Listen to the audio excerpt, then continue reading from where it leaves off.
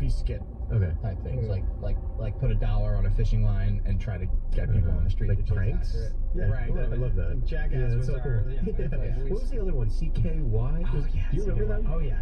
That was BAM. It's very similar Exactly. type stuff. Yeah, like hurt ourselves for entertainment. Yeah, we would literally like take a car. I mean, this is in high school, so it's not like it took us a while to mature out of it. But we would like take a car and a line behind it, and we just have someone literally on a sled in the Drag behind the car. Yeah, I broke my ankle. I broke my wrist. We did so many dumb things. You did break your wrist. Yeah, I broke my wrist in your driveway, skimboarding down the driveway. That's different. right. Yeah, that's right. Did you guys think it would be something that you would actually pursue though? Like, it's fun making those prank film videos, school, but you know. Yeah, I went to Emerson, and so my thing was like I always thought that you start out and you don't really know what you're doing. You're stumbling forward, right? And we started. You would help me. I was in the shoots. It'd be like boring ads or boring just shoots for a gym or a hospital. Baltimore. God, yeah, that. So at this point though, you weren't marketing you. Was this like a production company type of thing, more traditional? Yep, production company, very boring stuff. And then you had the idea to do TikTok. I didn't even. The crazy part about, I've told this story like 10 times, but the crazy part about it was that I didn't know of TikTok. This was in the summer of 2019, and I was sitting there in bed, just like this shit fucking sucks. I was like, I hate doing this. It was just 3 in the morning, and I was looking up the ceiling, and I was thinking all the kids, the YouTubers, and I was like, these guys all got on Vine years ago, and they got on at the right time. They were able to like capitalize on that and make it something. And I was like, there's probably something right now that is out there that I'm not on that should get on. So I remember, dude, I'll never forget it. It was literally like, if I've ever had an epiphany, this was the moment. Yeah. And I went to my computer. I told him the next day. And I went to my computer, I typed in the new Vine, and all of a sudden it was just like TikTok popped up. Never heard of it, not one thing, because it was like Musical.ly before. The next day, I was like, dude, I can't, like, I posted some like ridiculous video myself, and I saw immediately got like 7,000, 8,000 views, and I was like, oh, you don't need a following for it to get views. That's 0 followers. Right, 0 followers. Yeah. Next day, I was like, dude, it's time, we gotta capitalize on this, and people are gonna, it's going to be something.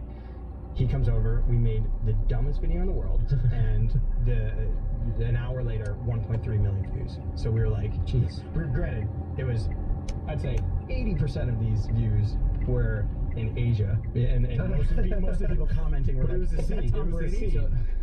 Oh, Tom Brady. Oh, they thought you looked like Tom Brady? Yeah. Oh, yeah. So the whole reason. Yeah. It's a pretty good looking guy. But that was the seed to kind of like get you guys started. Did you ever put yourself in front of the camera before that? Was that like an uncomfortable thing for you guys? It was. I put myself in front of the camera one time because I thought and the only time I did it was when I bicycled across the country, and that was my video to get into film school, because I thought I had to do something that grand to be justified to put myself on camera. Otherwise, it's like I was too embarrassed. I was too scared of what my peers thought. And that was the other great thing about TikTok, is that no one was on. So I was just like, it's like I have a free opportunity right now to take full advantage of any creative expression. And we ran with it. Then after that happened and we went viral, we were like, I remember we were talking about it, like, I was like, this is going to be something. It's like, we had no choice. We had no choice. It's like, we might as well die now. Did it take you a while to get comfortable in front of the camera? Yes and no. Like, I would say I was a little, almost instantly like, no, whatever, it's fine, because I didn't feel you've almost felt the judgment a little more, I think, naturally. From peers? I was just like, okay. I don't know. I think I'm trying to think how comfortable you were. You were pretty comfortable. Definitely nowhere near now. Right. For sure. Yeah. That had to be developed. But yeah, I think I was probably super duper. Yeah, we both were. And also, it was humiliating. I mean, we were on TikTok. We were competing with 17-year-old girls. But it wasn't humiliating at that time. It's more humiliating now. So being on TikTok, you think it's humiliating? Yeah. At our oh, sorry. At our age, I would say. At our age, I would say yes. You know? Yeah. I don't know. I don't think. I actually. Do you really feel that way? Like when we're out in public and we're shooting a video, you feel embarrassed? Because I don't. No, I don't feel embarrassed. I'm saying, thinking about, like, right now, if I look back on doing these like balloon, like the video we did was like a little game. Yeah. You know, like a carnival game at the table. Yeah. And now it's like, Did you guys think that you were always like funny? Like, because you can make TikToks about anything. Like, where did the comedy aspect come in? I guess if I'm being honest with myself, I'm like, yeah, for sure. I'm like thinking sometimes of my own thoughts. I'm like, that's pretty funny. There's always, though, all of our friends from school are funny. Yeah. Everyone is funnier. They just, I don't know, they just didn't want to do something with it. That's what's interesting. We're in a group chat right now with the kids we grew up with. We grew up in a very small town, and we're the last two funniest guys. Really? There's 3 or 4 other guys who are just like constantly naturally just funnier. Like that. It's interesting how that goes. Like there's a couple of them that if Plumlee had gone for it, he just could have been one of the top stand-ups in the world. Yeah, I believe so. Yeah. So I guess like onto that topic, I'm curious about like your decision to take on the risk of doing something that's not like super traditional, like a normal job. You decide to be like content creators, filmmakers. I'd rather die. Right. Actually, that's how it feels. Yeah, I think that actually takes us back to the playground, because I think that was what we had in common. Was we were like, you know, it'd be like we'd be on the preschool playground, and the teacher would be like, okay guys, it's story time now. We'd be like, well, fuck that. And like Greg and I both, like, I think we'd look at each other and like, you know, I'd be over in the corner sucking batteries, and Greg would be like, we bonded over like, yeah, like what? Why is now story time? Like, I don't want to do this shit. And it's like very similar to right now. It's like we don't want to get a normal job. And when we saw like the views on TikTok, Greg was like, okay, we'll just do this. If we get the views, then so we want it to work. And that's what we're still, you know, doing. For sure. I remember literally trying to, like, it was a time to sit down in preschool, and I was so resistant to wanting to conform and do what everyone had us doing. I started to organize like a different room. So I was just like, that's so not me to do the cleaning like that, but I was just so That was an excuse to not sit down. I was like, I'm doing something important. Leave me alone. Like when you saw the TikTok thing, did you immediately want to like demolish the production company? Like, how did you transition? Because was that your living at the time? Yeah, we weren't making much money. Briefly though. Were you guys a partner in the production company? Like, No, 'cause it was more my thing. yeah. But you helped with it. Yeah, I came like, I wasn't doing anything. Oh, dude, I was floating around. Yeah, I had batteries. It adds up, you know what I mean? Yeah, batteries till now, but yeah, it did get, I guess, demolished, right? Pretty much. You I were remember doing real estate in New York beforehand. Yeah. You doing real estate? Yeah. I was a Interesting. broker in New York for 2 years doing commercial real estate.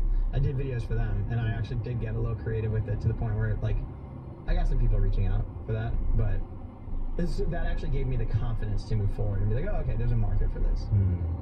Like I did a hyperlapse video of a building right next to the UN, and it actually it went like a little viral in the community.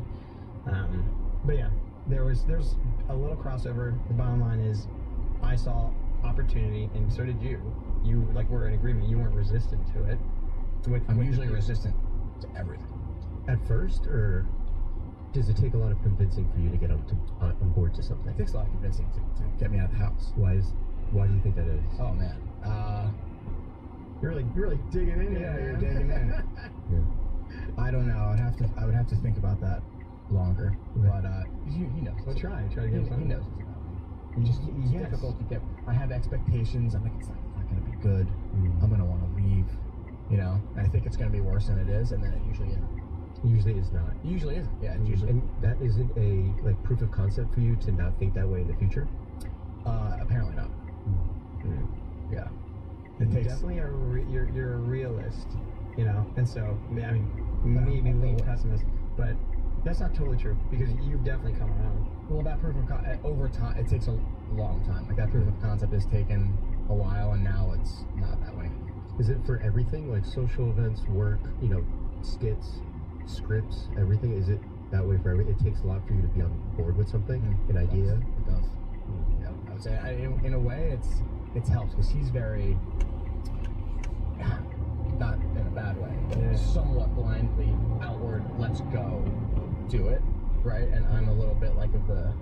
What do you mean? I'm wondering Why should we do this? Yeah, I'm wondering if I'm that way because of you.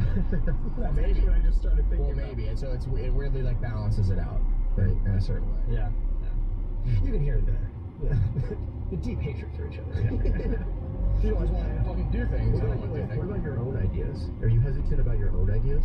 I have classically been. Not genuinely though, and I think you would probably agree. Not anymore. Yeah. Which is really nice. Which is what also like I want Yeah. too, because like whenever you're actually confident in your ideas and we just go at it, the result is always better. Right. When people are, we're very honest with the ideas too. When we're coming up with creative and we're writing scripts, that can be a very Tough process. What Yeah. does that process look like for you guys? sit down at a Starbucks with a coffee, Really? and we like, you got anything? Mm. What do you got? And then like usually like we'll start talking, and then it just evolves naturally. You also have to allow the freedom of what you're thinking about in your life to enter into the creative space. Can you, But then what do you mean by that? If he or myself, if we were sitting there and trying to create an ad for True Classic, for example, Sure. and we have an issue with either one of our girlfriends, it's like she keeps fucking doing this. Like it will make its way into conversation naturally, and we're like, well, how do we actually? Okay, this is a Right. relatable thing. I understand. I'm dealing with this too. How do we work this into Streamline the ad? that into the ad. Yeah. And then it's like we just go back and forth, and it's like if I say something, he's just like, I hate that because of this. I'm like, right. You know, and very oftentimes we've been communicating for so long that very oftentimes if we're both just spitballing an idea out there, right? And so if I come up with something, he's like, I hate that because of this. I'll usually immediately understand, like, oh my God, you're so right. Or I'll be like, oh, maybe not because of this. And it's like we have a very quick way of communicating that, like, the second someone comes up with an idea, it's like boom, boom, boom, boom, boom, boom, and then we're already here. Right. And I think it's faster, way faster than two people that it's like have met each other once or twice. How do you go about defending your ideas if the other person doesn't like it? Or how do you counter argue? That's interesting. I thought about this before, because like we'll both have points and we usually agree on one. I think it's actually in the moment who is more passionate about that point. Well, but Yeah. yeah. Which is a little tough because I could technically probably just with our natural demeanor, I could overpower him, but I'm very Both of those, self-aware of that flaw and strength in myself to be like if he just gives up because he's lazy, I'd be like, no, what? Right. I'll be like, well, because I'm like, yeah, let's do it. Great. Yeah, like, well, what? Yeah, right. It actually speaks. Silence speaks volumes. Well, what? No, but now I think now you're right. Like, because I will get passionate enough about an idea that you're like, fuck, well, maybe it is right. Yeah, dude, you're not like some little bitch. You're like you'll speak up very passionately about it. Yeah. You will though. You will get very animated, and I think you're just a different. The reality is that you're a different person now than you were when we started, in a great way. How have you noticed each other change over the past couple of years? Like, what have been some personality traits, or even like creative traits? Bit of this. Bit Like of what? my outward positivity, doing, active attitude. I wouldn't say that's reduced, though. It's not reduced. It's just a little bit more self-awareness in the like. Yeah, I'd say you have a bit more openness to, like, Yes. shift. Yeah. And you have definitely been more A vocal. little more push. Right. And it's just it's balanced nicely in that way. And we're both super, honestly, I think above all things, compared to, I don't know, competition, which is like, because our whole thing now is, I don't know if you like told the audience, but we basically we're focusing on making ads funny. Absolutely. That's our whole thing. Yeah. But it's interesting in this world now because we can have the most funny ad in the world, but if it doesn't convert or it doesn't have high engagement, we're rendered useless, right? Debatably, there's a lot. I mean, brands would look at it that way. Sure. I'm curious about like how you perceive like. Is there a part of the process that you tend to notice is at fault when something doesn't go well in an ad? Like, what part of the process do you feel is like a consistent theme? That is it the writing? Is it the shot? Is it the acting? Is it the delivery, the marketing, the cut? What about the process is a consistent theme? And I would say right now, I think brands are really lacking in story.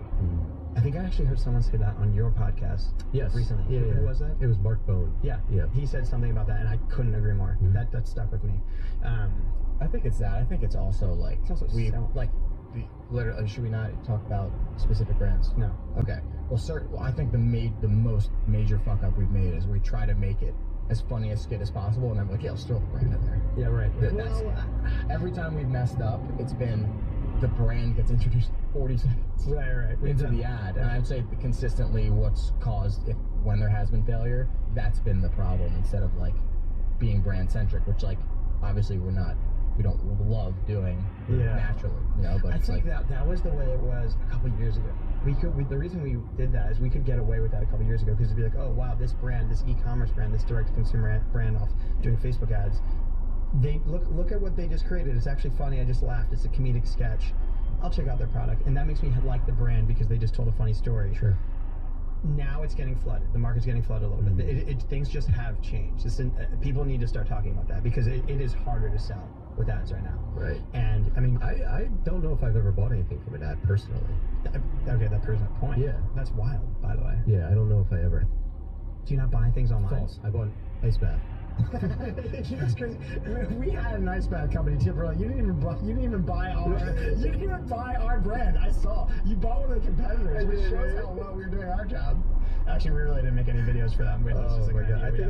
I think I realized that you had one, and then I forgot, and then I just bought a different one. Yeah, it's the same product. They're all from the same company. But no, I honestly, it's weird because I shoot ads for a living. Yeah. I shoot commercials, but I don't like ads. I don't like commercials. Yeah. It's either do we? Yeah.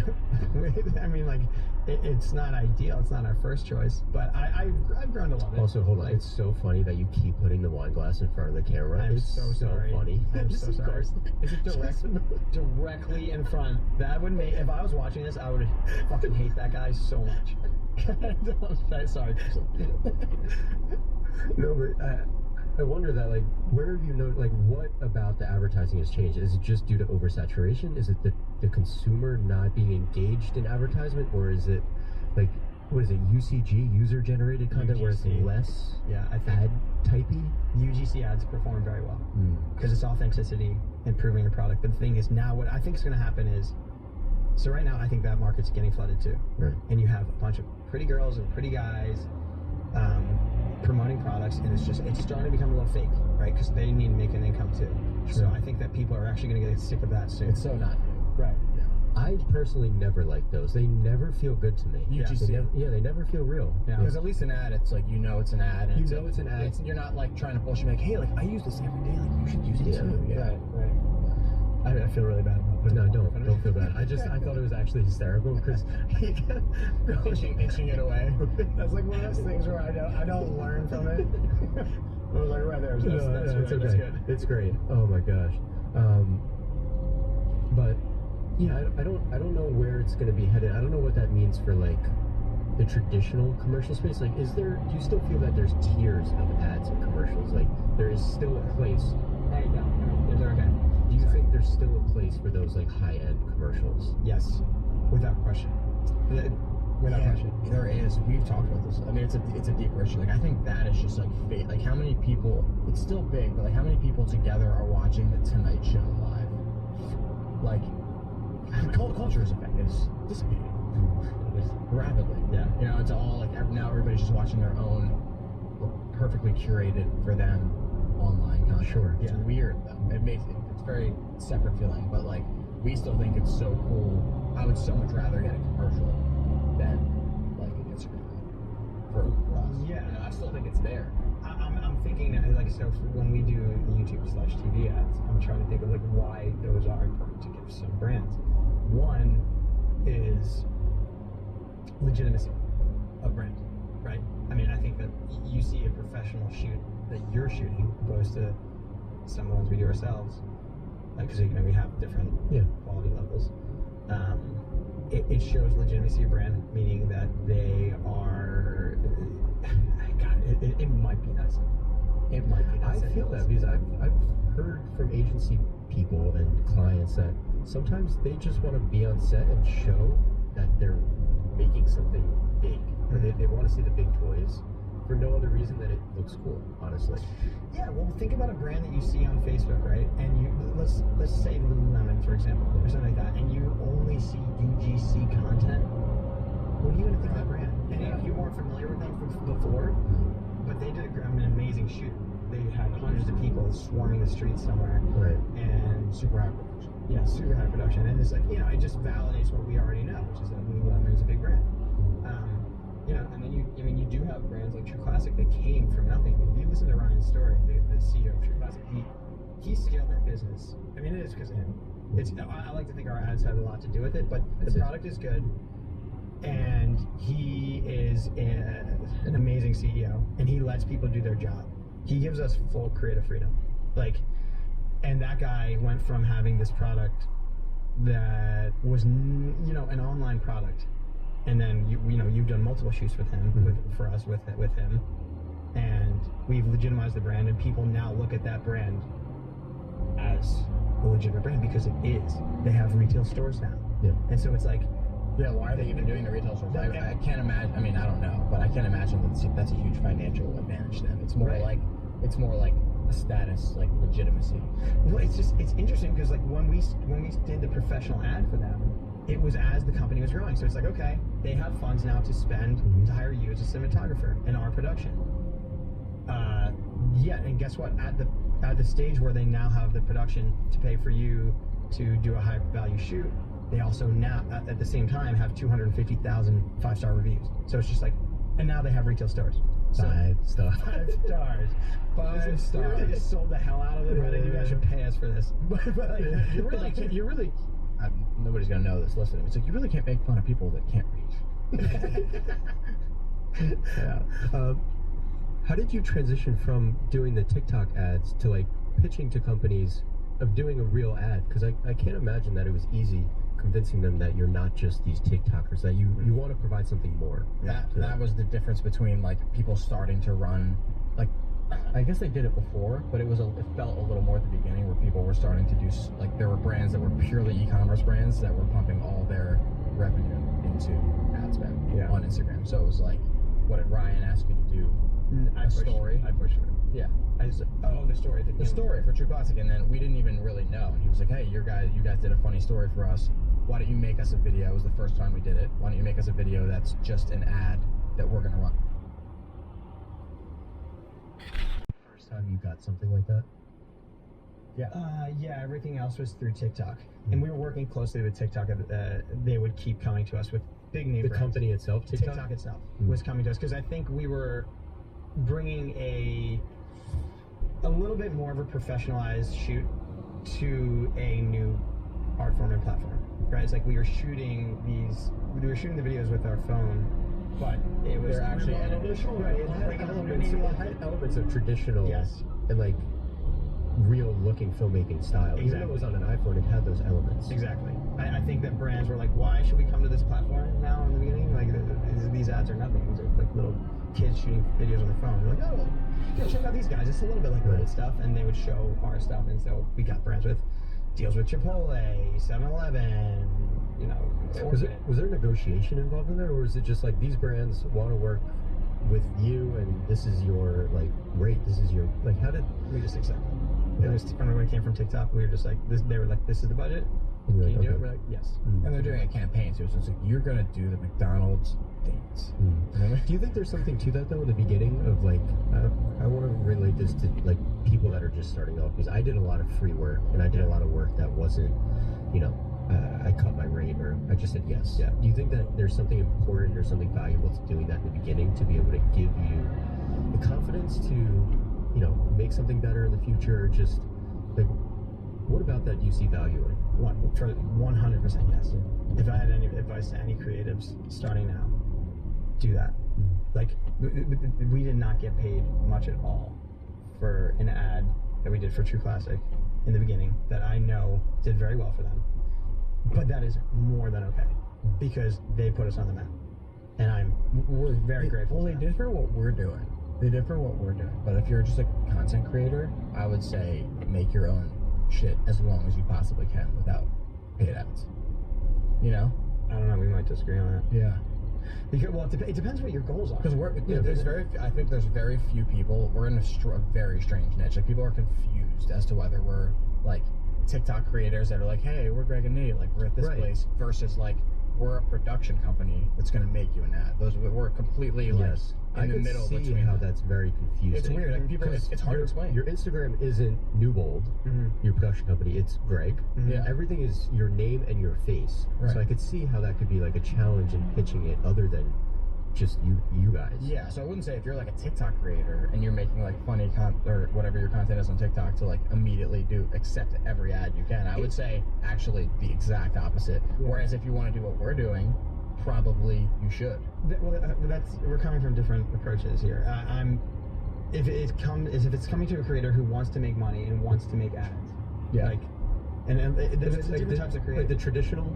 Are you Yeah. coming from the place of like a traditional filmmaker or content creator? I was from a traditional filmmaker, Sure. more like Yeah. yourself. Yeah. More like yourself. That is I mean, Danny did it the same way, right? Like, didn't he make a spec for?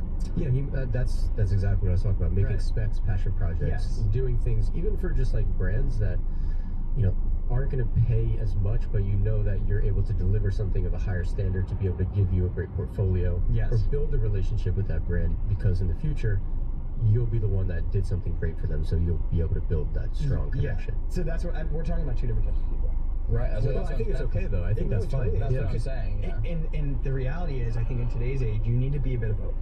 I think that I would imagine most of your audience is more. They're more. I don't want to say more skilled, but like. They're involved in filmmaking. They're involved in filmmaking. There's a They understand huge filmmaking. difference between someone that's making like a skit or anything where there's like filmmaking techniques involved, and someone who's making a funny selfie My skit. content on YouTube and even the podcast is education based. Right. I think yours is more entertainment based. I think the audience is totally different there. Yeah.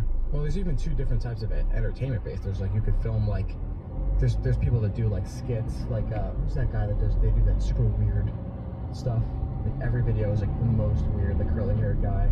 Oh yeah, I remember who you're talking about. I don't remember his name. That's highly, they're putting a lot of effort into those videos. Yeah. And then there's somebody that can like make a selfie video. They don't edit anything. They just take a selfie video like I'm doing this. I'm gonna talk.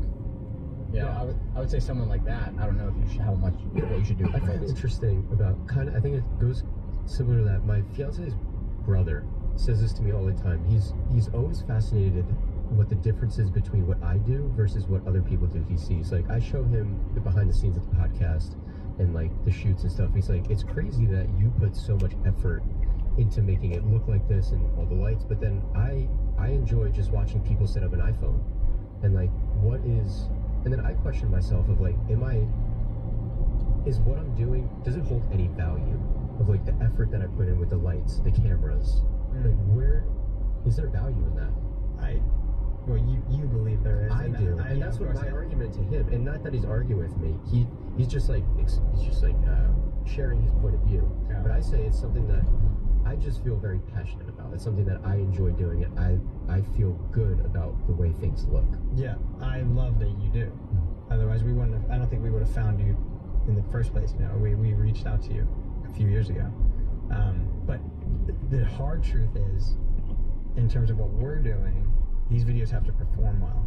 And I think you and I actually have had a little bit of our issues, like back and forth with how a project has turned out. Let's be real. Yeah. I know you've been upset with me before. And it's uncomfortable, and I wanted to make sure I do everything to ensure that I'm not devaluing your craft, right? And I have done that before. I haven't got like color corrected some of your footage before, which is just like, what the fuck did I do this for? And I know that's how you feel. But at the end of the day, it's like, I want both. I want it to look great, but it has to perform. Do you think that there is value in taking that extra step and getting it, for example, color corrected? Like, why is that a barrier for you to think that it would not be successful? No, it's not. It's just like it was just like low. First of all, it was color corrected. It just wasn't color corrected well. Sure. Yeah. Like as well. This is one project in particular, and it's still valuable. It wasn't top priority when it came to making sure it performed well. And like we were testing. It's also due to tight timelines that you guys are under as well. Just talking to 10 different people at once. Yeah. That was I'm sure all future clients, it will be color corrected. It will look good. But it's just. No, I mean, I think that kind of perfectionism is only an issue if it causes things not to get done. Like I feel like a lot of people probably struggle with that, where it's like, oh, it's got to be perfect, but like actually at a deep level, that's an excuse. It's like a procrastinative thing. Right. I don't think that's the case with you. I think you want a certain standard, Sure. and it doesn't prevent you from getting it done. So Yeah. Right. And yeah, it's definitely ads need to convert, and they need to have high engagement at the end of the day. So we talked a little bit about like some things that consistent themes of ads you notice maybe aren't working. What are some consistent themes in ads that you find convert? Value in the product promotion. And you notice that within your writing of the script, the product or the brand comes first, then story, or because I know that you said before you talk about story, then you want to throw the brand in there, just like brand. I think that's a mistake. Brand first. I don't think it's a mistake we've made. I think it was a couple years ago, that was the name of the game, to be different. And we did that, and now other companies are doing it, and now it's coming back. Now people are like, oh, well, it's really cheap to use UGC content. But I think it's best of both worlds when you have a great story, and you promote the product, and it converts, and it has high engagement, and people feel good about the brand and what you represent. It's like, how's a brand going to leave its mark in 10 years from now if they're only creating UGC ads, Right. where it's just like some pretty person paid to talk about the perks of the ad? I wouldn't have the best feeling about it. I think that, I don't know, I think we're going to get to a point where it's going to be a combination of both, and the people who can find the way to merge proper value props and like solving an issue in the market, as well as having a good feeling about the brand at the end of the day. You want to feel good about that. Right. And Do you think how hard do you think it is to find authenticity within an ad? And insanely hard. so difficult. Yeah. I think that's what part of why our friendship helps sell it. But that again, I still think that even 2 years ago, the ads that were successful happened to, like, I think the mistake we've made is actually over prioritizing story. You and I were trying to make a funny skit primarily, like, let's make sure at the end of the day, no matter what, we're funny, and those were the ones that didn't sell. And the ones that happened to be the two, really, it got to the product or the problem, and then the product really fast, those are the ones that sold. Right. And it's hard to say what's more, I mean, obviously at the end of the day for these companies, it's important to sell. But if people can remember the brand and then that they made them laugh, that's also hugely important. Yeah. So it's like, we prioritize that at first, but now people are so, calculated with their advertising dollars. So it's like, you want to do both, ideally. I do think it's super important to have a good story and make sure it's that huge. I mean, if a brand spends $100,000 a month and the ROAS it breaks completely even, then it breaks even, and they're getting free eyeballs, basically. Right. Yes. I mean, But that's not even easy to get to with certain strategies that maybe we have used when it's been a mistake. Right. Where it's like getting to the product. Like we've made ads where we've gotten to the product so late. Right. And that was a learning experience. Like that's impossible. We cannot do that. Is there not anything in like pre-production where in the script the product comes so late? It's not something like a red flag to the client? Sometimes. We also we work with the client and make sure. I have an example from a couple weeks ago. We made an ad, and the CAC, the cost per acquisition, was high, and they're like, "This isn't working. This doesn't make sense." I reformatted the edit, and then it was the best performing ad they had. And so it's just like, it really is. What was the little what was the switch? What do you think? What do you think the switch was? It was exactly what we used. Wait, it was just cutting out the beginning. Or cutting out unnecessary things in the beginning. Mm-hmm. Always. It was getting to the product sooner. And we still have the story in there, but we got to the product sooner. It's funny because we had TikToks in the past where like we made this TikTok we thought was so funny, posted it, did shit, and then took out the first 5 seconds, so it got right to it, and 12 million views. It's like, and that was not even an ad. That was just that was just an organic, video. like funny skit video, and so it applies. Do you feel like you guys like lose a part of yourself after every edit, every revision? Yes. And how do you manage the conversations with the client? Like, how often do you fight back and like I guess it really has to do with the conversions, really. Like if it's not converting, you have to re-edit it. Yeah. But how often do you push back and find and like say like I really think this is the right edit? Or do you do that at all? Of course. But the numbers speak for themselves. They speak for themselves. Right. depending on, it's like if you have an ad that even if it broke even, and we actually are, we are above that. We usually get them a return on their investment. We're pretty good at doing that, honestly.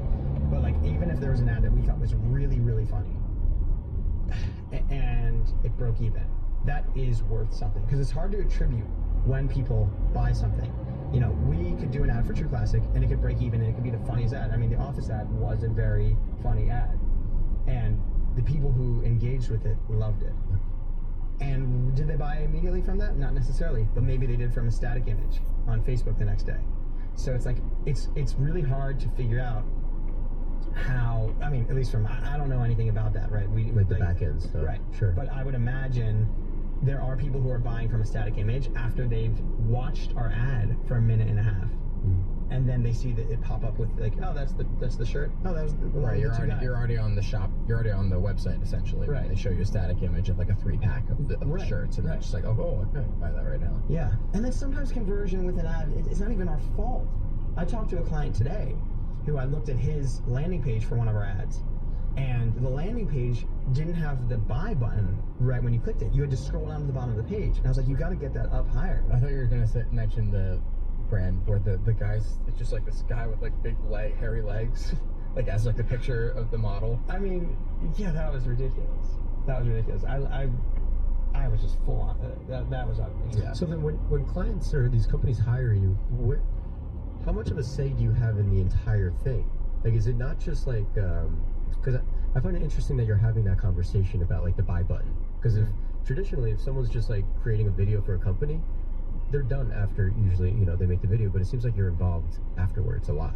No, it's shocking how many people actually just need straight up consulting work, as opposed to that. Like, they want all this other information. Like, they don't have anything figured out. They don't have like what they want their brand to come across as. Like, they have kind of nothing figured out. They're just like, we just want to be like out there, man. Yeah. Like, some people will be so simple to be There like, are people talking about us. yeah. They'll be like, well, you guys make the ad and then it'll be everywhere. We need to, especially earlier, it's like, we need to be on TikTok. Like, everybody's on TikTok. Like, shouldn't we be on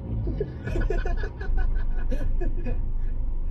Yeah, the consulting work is, I mean, I think that people come to us and they know that they're going to get our honest opinion. So we'll give it to them. They don't have to take it.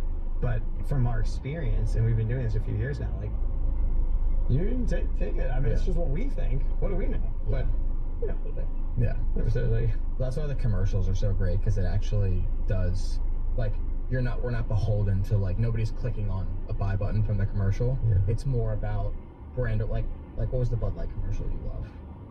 That was from 20 years ago. The Bud Light commercial 20 years ago, but it's like a crab bites this guy in the ear when he's trying to like ask these two girls out. He's like this guy, normal guy on the beach, and he sees two pretty girls on the beach, and he sees this very good-looking guy go up to him and picks up his shell. And he's like, "Hey, the ocean's calling. He wants me to take you two out." And this one guy's like, "Oh, cool."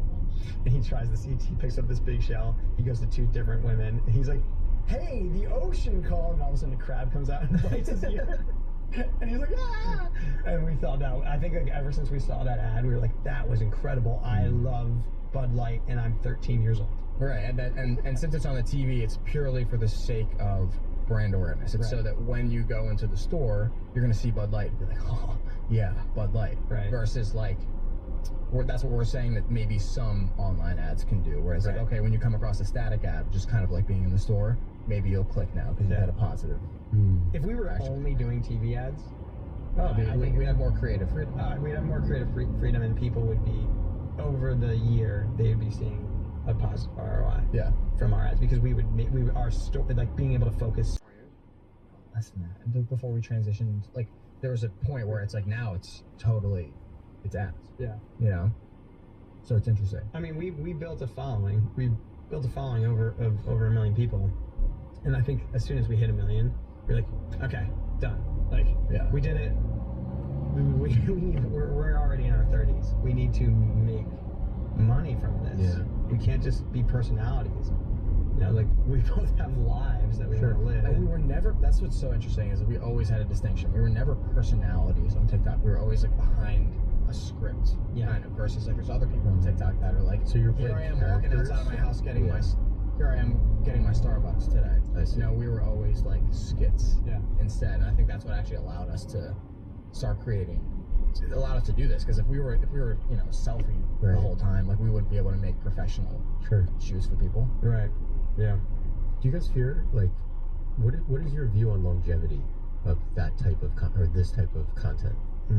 I believe as long as you're, maybe this is naive, but I think as long as you're trying and like you're working and moving forward, I think you'll be okay.